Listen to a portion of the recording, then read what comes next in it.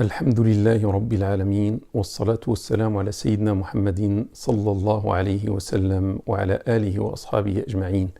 Amin. Mes frères, mes sœurs en islam, salam alaikum wa rahmatullahi ta'ala wa barakatuh. On se retrouve aujourd'hui dans cette série ramadanique Zéro haram pendant Ramadan. On veut atteindre le jeûne des pieux comme Dieu nous l'a demandé. Les pieux qui jeûnent par bien sûr l'estomac, mais aussi par le cœur. Quand je dis jeûne par le cœur, ça veut dire de tout haram. Et on a vu hier le haram qui s'appelle l'injustice et qui empêche l'individu d'atteindre le jeûne de la piété, qui rend le jeûne de la piété. Aujourd'hui, je vais voir avec vous un autre haram, une autre maladie, un autre mal parmi les maux des cœurs. C'est l'orgueil. Sachez mes frères et mes sœurs que al-kibr, l'orgueil, était le premier péché qui a eu lieu dans l'univers et c'était dans le ciel. La première désobéissance qui a eu lieu dans le ciel, c'était l'orgueil. C'était Iblis, le père des shaitans, qui a commis ce grand péché. Lorsque Dieu subhanahu wa ta'ala a demandé à tous les anges de se prosterner face à notre père Adam, tout le monde, tous les anges se sont prosternés, sauf Iblis. Dieu dit « Illa Iblisa aba wastakbara wa kana min al-kafirin » sauf Iblis, qui refusa, s'enorgueillit et fut parmi les mécréants. Donc, son orgueil l'a fait sortir du paradis. Son orgueil l'a fait entrer dans la mécréance. Son orgueil l'a fait entrer en enfer. Et si on lui pose la question, quelle était la question d'ailleurs a été posée par Dieu subhanahu wa ta'ala à Iblis, et la réponse à dire quelle est la cause, pourquoi tu as refusé, et la réponse il a dit Ana khayrum min, ana khayrum minhu. Je suis meilleur que lui. Et sachez, ça veut dire il est meilleur que notre père Adam, parce que lui, il se considère supérieur, parce qu'il a été créé à partir du feu, alors que notre père Adam a été créé seulement à partir de la terre. Donc, lorsqu'il a dit « je suis meilleur que lui », sachez mes frères et mes sœurs, toute personne qui dit par rapport à une autre personne ou par rapport à un groupe de personnes ou par rapport à un autre peuple, je suis meilleur que lui, je suis meilleur que dans ce domaine ou dans ce domaine ou dans l'autre domaine, sachez que cette personne, elle ne fait que prendre Iblis comme guide, elle ne fait que prendre Iblis comme un imam, un faux imam. Donc, et bien sûr, Iblis va la guider vers l'enfer. Donc, méfions-nous, mes frères et mes sœurs, jamais on doit nous comparer aux autres. Ça ne sert à rien de se comparer aux autres. Laissons Dieu, subhanahu wa ta'ala, faire cela. Dieu, par la suite, qu'est-ce qu'il dit ? Innahu la yuhibbul mustakbirin. Certes, il n'aime pas les orgueilleux. Donc, imaginez, c'est Dieu qui parle de lui-même. Il dit certes, il n'aime pas les orgueilleux. Donc chaque personne qui va devenir orgueilleuse, chaque personne qui se comporte avec orgueil, elle n'est pas aimée par Dieu, subhanahu wa ta'ala. Ça veut dire Dieu la déteste. Donc imagine mon frère ou ma sœur, tu es musulman, mais tu es orgueilleux. Tu as ce mal dans le cœur, tu as un cœur orgueilleux, tu jeûnes, tu fais la prière, mais Dieu ne t'aime pas. N'aime pas ton jeûne, n'aime pas ta prière, n'aime pas ton cœur, parce que tu es orgueilleux et parce qu'il a dit dans le verset coranique, ça c'est Allah qui parle, certes, il n'aime pas les orgueilleux. Tant que tu as l'orgueil dans le cœur, tant que ton cœur se comporte comme orgueilleux, Dieu ne t'aime pas, n'aime pas ta prière, n'aime pas ton jeûne. Donc mes frères et mes sœurs, si on veut franchement atteindre le jeûne des pieux, on doit abandonner l'orgueil, comme hier on a dit, on doit abandonner l'injustice. Dieu dit aussi سأصرف عن آياتي الذين يتكبرون في الأرض بغير الحق. Je détournerai de mes signes ou j'écarterai de mes versets ceux qui s'enorgueillissent injustement sur terre. Vous savez, mes frères et mes sœurs, la conséquence de ce verset qui est très fort. Toute personne qui est orgueilleuse sera écartée par Allah Ta'ala wa Tabarak, sera éloignée, sera détournée de quoi? Des versets de Dieu, des signes de Dieu, du Coran même, de la guidance, c'est-à-dire ne sera pas guidé. Hier, on a vu que l'injuste, que Dieu ne guide pas les injustes, mais de même pour les orgueilleux, parce que l'orgueil est une sorte d'injustice aussi. Donc Dieu ne guide pas la personne qui est orgueilleuse, l'éloigne du Coran, l'éloigne de la bonne direction. Et ainsi, tous les peuples qui n'ont pas cru au messager, c'était l'orgueil qui les a privés de la foi et Dieu les a éloignés de la guidance et de ses signes parce qu'ils étaient orgueilleux, comme Pharaon qui a dit « Je suis votre Seigneur suprême, ana rabbukumul a'la ». C'était un orgueil, c'était son orgueil qui l'a poussé à dire « Je suis votre Seigneur suprême ». Et vous connaissez la mauvaise conséquence de Pharaon. Donc Dieu t'éloigne, Dieu t'écarte, te détourne de ces signes, de ces versets. Sachez mes frères et mes sœurs que l'orgueilleux ne peut jamais apprendre. Donc apprendre par exemple les sciences islamiques ou autres, non, jamais il ne va apprendre, il va rester un ignorant, un grand ignorant. Pourquoi? Parce qu'il ne va pas supporter s'asseoir devant un maître. C'est lui, pour lui ou dans sa tête, c'est lui qui doit prendre la place du maître. Donc, il est orgueilleux, il est le meilleur. Donc, comme il n'accepte pas prendre la place d'un élève entre les mains d'un maître, jamais il va apprendre la science. L'orgueilleux, jamais il n'écoute la vérité. Lorsqu'on lui dit la vérité, il ne l'accepte pas par orgueil. C'est lui qui connaît la vérité. Qu'est-ce que vous racontez, vous? L'orgueilleux n'écoute jamais le bon conseil. Lorsqu'on lui fournit le bon conseil, lui, il est au-dessus d'être conseillé. Il est le meilleur. Donc, par son orgueil, il s'éloigne du droit chemin et de la science, du chemin de la science, du bon conseil fourni par le voisinage, etc.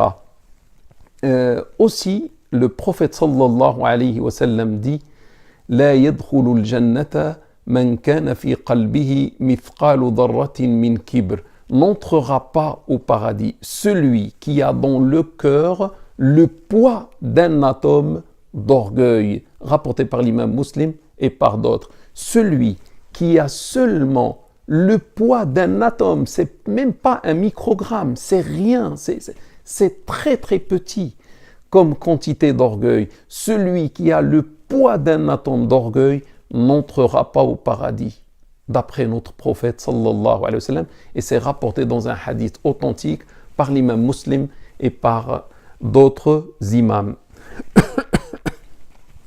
Donc celui, mes frères et mes sœurs, celui qui a le poids d'un atome d'orgueil n'entrera pas au paradis. Que dire de celui qui a 1 kilogramme? Et que dire de celui qui a des kilogrammes? Et que dire de celui qui a des tonnes et des tonnes d'orgueil? Tout simplement, le paradis est interdit pour lui, malgré son jeûne. Il peut jeûner, il peut prier, il peut faire le pèlerinage, il peut faire tout ce qu'il veut. Le paradis lui est interdit, signé Mohammed sallallahu alayhi wa sallam. Donc, mes frères et mes sœurs, celui qui est orgueilleux fait par lui-même, s'exclut du paradis, sort du paradis et va vers l'enfer à cause de son orgueil. Et ça, il fait exactement comme Iblis. Iblis, à cause de l'orgueil, il a quitté le paradis pour finir en enfer. Autre chose, mes frères et mes sœurs, toujours à propos de l'orgueil, sachez que l'orgueilleux est un malade, est un pauvre type, c'est un malade. Et normalement, les gens détestent l'orgueilleux, n'aiment pas l'orgueilleux, et on comprend.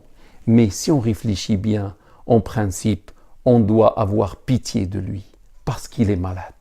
Vous voyez cet orgueilleux-là. Vous vous rappelez autour de vous de tous les orgueilleux, toutes les orgueilleuses que vous connaissez dans votre entourage. Ce ne sont que des malades.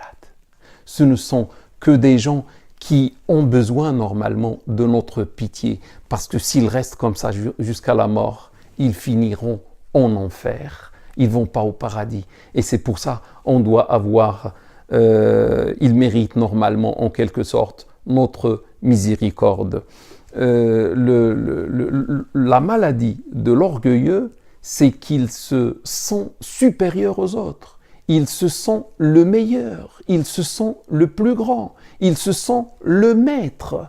Et l'orgueilleux pense que les gens ne sont que des serviteurs pour lui. Il pense que les gens ne sont que des insectes. Et c'est lui qui a toujours raison. Et ce sont eux qui ont toujours tort. L'orgueilleux n'accepte même pas l'opposition. Il n'accepte pas que quelqu'un s'oppose à lui ou dit un avis contraire devant lui. Donc, tout simplement, c'est un malade. Et sa maladie, c'est l'orgueil qui habite dans son cœur. Et c'est pour ça, mes frères et mes sœurs, si on a un malade ou si on a un orgueilleux qui va écouter ce cours ou qui va voir ce cours, on l'invite à se repentir à Dieu subhanahu wa ta'ala et à abandonner l'orgueil. Il y a certains orgueilleux qui, par excès d'orgueil, ne vont même pas dire salam alaikum. Tu passes à côté de lui, il se croit, je ne sais pas quoi, Dieu, ou il se croit le prophète, ou je ne sais pas qu'est-ce qu'il se croit. Mais le prophète n'était pas orgueilleux, donc il ne va même pas te dire salam alaikum. Il t'ignore, il fait semblant de ne pas te voir, sachant que dire salam alaikum est une sunna. Pour lui, il ne veut pas cette sunna. Mais si tu lui dis salam alaikum, si tu lui dis bonjour, il va t'ignorer, il ne va même pas répondre, sachant que répondre salam alaikum est une obligation. Je dis une chose, mes frères et mes sœurs, il se peut que tu méprises les autres, il se peut que tu te sens supérieur aux autres, mais je te dis attention, peut-être ces autres-là sont supérieurs que toi. Seulement, comme tu es orgueilleux, comme tu es malade, tu crois que tu es supérieur, mais tu n'es qu'inférieur. Parce que déjà avec ton orgueil, c'est l'enfer. Et peut-être celui envers lequel tu te montres supérieur ou tu crois que tu es supérieur, peut-être il est humble, peut-être c'est un bon croyant et il finira au paradis. Et lorsque lui, le jour de la résurrection, va entrer au paradis, et lorsque toi, tu vas prendre la direction de l'enfer, qui rira de l'autre? Qui va mépriser l'autre? Donc vous voyez, l'orgueil est une injustice parce qu'on peut être orgueilleux, méprisant à l'égard de quelqu'un qui nous sont supérieurs. Et ça, c'est une injustice. Normalement, le musulman, un bon musulman, un musulman pieux, ne sent aucune supériorité par rapport à ses frères et ses sœurs. Il ne sent aucun mérite à lui par rapport aux autres, parce que tout ce qu'il a, il sait que tout ce qu'il a vient de la part de Dieu subhanahu wa ta'ala. Donc il est humble, il a même la pudeur vis-à-vis de celui qui lui a tout donné. Comment je vais me montrer supérieur ou orgueilleux ou méprisant à l'égard de mes frères et mes sœurs grâce à des choses qui ne m'appartiennent pas, qui viennent de la part de Dieu subhanahu pendant un certain moment, et Dieu à n'importe quel moment peut reprendre ce qu'il a donné.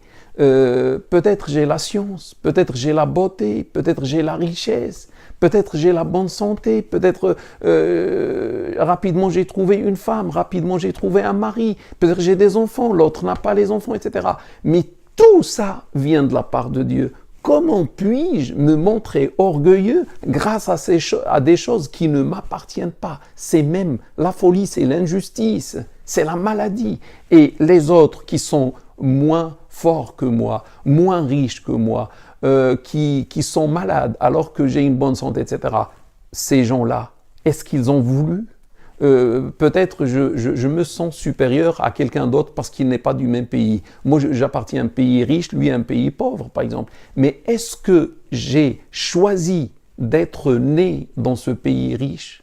Est-ce que lui a choisi d'être né dans ce pays pauvre? Personne n'a fait ce choix. Le choix est celui de Dieu subhanahu wa ta'ala. Mais lorsqu'il a fait de moi un riche, lorsqu'il a fait de moi un beau, il m'a éprouvé tout simplement. C'est une épreuve pour voir comment je vais agir, comment je vais me comporter. On doit, mes frères et mes sœurs, le musulman normalement doit être un serviteur humble.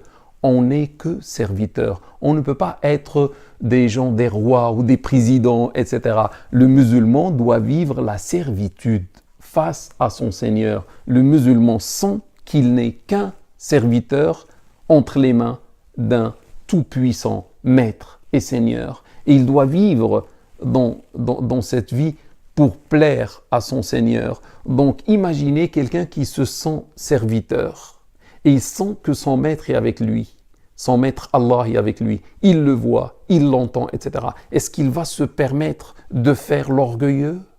De ne plus accomplir sa fonction primaire qui est être un serviteur humble? Regardez le prophète sallallahu alayhi wa sallam, notre maître, notre modèle, il a choisi la servitude. On lui a proposé le choix entre être un serviteur messager ou un serviteur roi, et il a choisi d'être un serviteur messager. Et il disait, je ne suis qu'un serviteur, innama ana abd, akulu kama yakulu al-abd. Je mange à la manière d'un serviteur et je prends place à la manière d'un serviteur. Vous connaissez la fin, mes frères et mes sœurs, Dieu l'a élevé grâce à son humilité. Il était le top. Il a représenté le sommet de la modestie et de l'humilité, et Dieu l'a élevé au-dessus du sommet des cieux et de la terre pendant l'ascension, pendant la nuit du voyage nocturne et de l'ascension, l'Isra ou al-Mi'raj. Donc son humilité était pour lui une grande ascension. Il est même parti là où il n'y a plus l'espace, là où il n'y a plus le temps, là où il n'y a plus le lieu. Il a parlé avec Dieu subhanahu wa ta'ala au-dessus des cieux et de la terre. Mon frère ou ma sœur, n'essaie pas de t'élever par toi-même. Sois humble et laisse Dieu t'élever. Laisse Dieu, grâce à ton humilité, ta modestie, t'élever plusieurs niveaux. À la fin, je dis à l'orgueilleux, n'oublie pas, mon frère ou ma sœur, tu es faible. Tu n'es que faible. Parce que Dieu dit « Wa khuliqa l'insanu da'ifa » et l'homme a été créé faible. Tu as été créé à partir de la terre. Tu as beaucoup de faiblesses, tu as beaucoup de points de faiblesse et tu as beaucoup de défauts. Tu as soif, tu as faim, tu tombes malade, tu meurs, tu dors, tu te fatigues, tu transpires, tu pars aux toilettes, etc. Donc pourquoi tu vas être orgueilleux? Est-ce que les autres ont été créés à partir de la terre et toi tu as été créé à partir de l'or? Pourquoi tout cet orgueil? Je t'invite, frères ou sœurs, dans le cas où tu es orgueilleux, de faire le repentir dans ces jours qui restent dans ce mois sacré. Peut-être Dieu va t'absoudre ton péché, peut-être Dieu va te toucher de sa miséricorde. Et on demande à Dieu subhanahu wa ta'ala de purifier nos cœurs de tout l'orgueil, même le poids d'un atome. Mes frères et mes sœurs, je vous remercie de votre attention et je vais vous donner un autre rendez-vous, Inch'Allah, avec un autre mal qui peut habiter nos cœurs et, annuler notre jeûne. Barakallahu fikum, wassalamu alaikum wa rahmatullahi ta'ala wa barakatuh.